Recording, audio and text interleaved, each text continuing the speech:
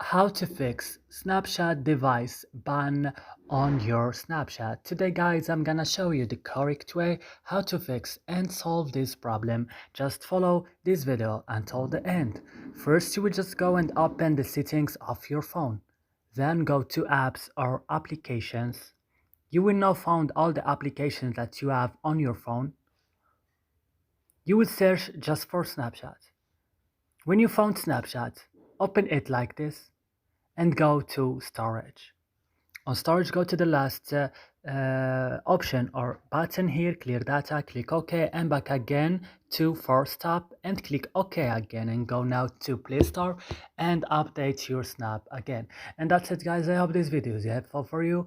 Don't forget to like, also to subscribe in our channel, and see you in another video.